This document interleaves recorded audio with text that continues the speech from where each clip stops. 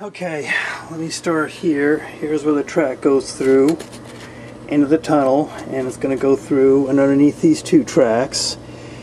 And I had a particular problem here where these two tracks I needed to have level out towards the top, this passing siding, so I wasn't able to gain quite enough altitude above this one to get proper clearance from the tops of the rails here.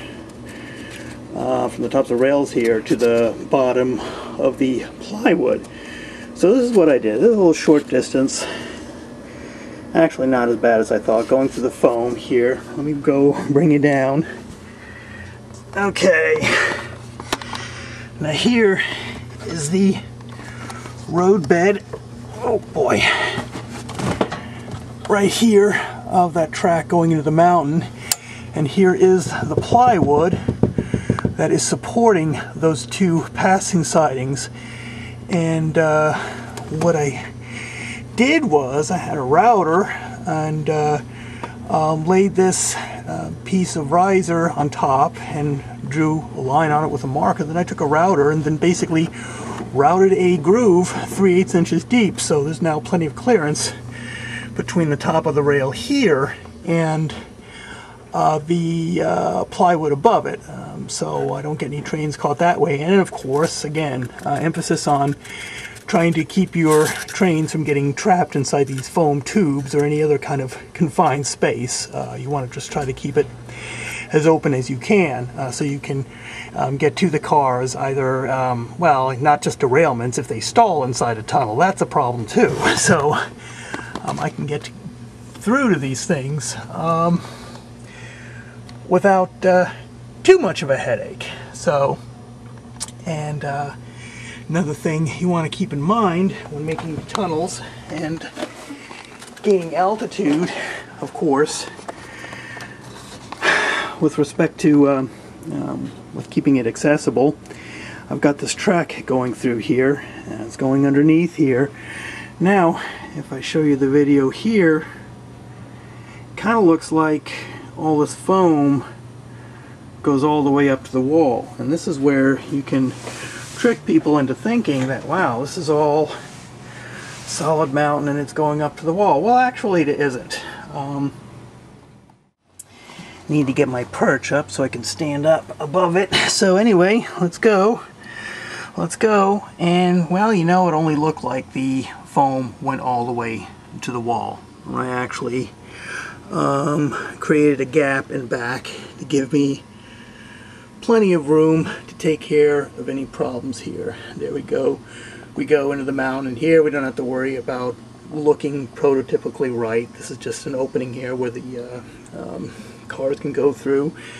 And then it loops up back out over into there and up out on top.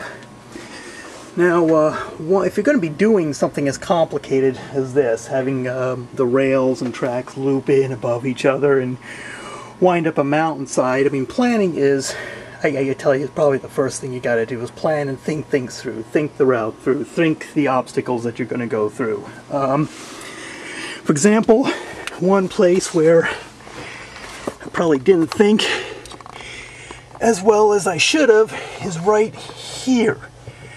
Because you can see here, that's the line of track that was open from above there. It's going here, and now this was going to, this supports the mountain that's right straight above us here, and I kind of screwed up.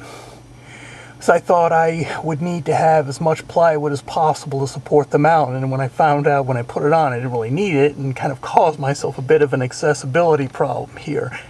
Because now what I should have done was just cove it like that, because I had some problems accessing those tracks there.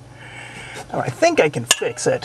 I don't want to do anything too aggressive like use a Sawzall, but if I draw a line up there, draw a line, then drill a series of holes, and then I think I might be able to just bend this piece down and break it off so I can have a little bit more accessibility right there to be able to get to any problems. But Other than that, that was a bit of lack of planning or thought on my part. So like I say, I can't stress enough that if you're going to be doing something like this, you need to think it through, you know, from beginning to end.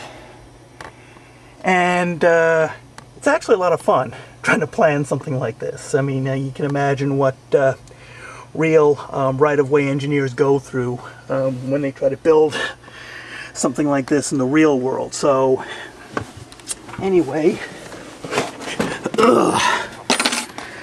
boy, okay,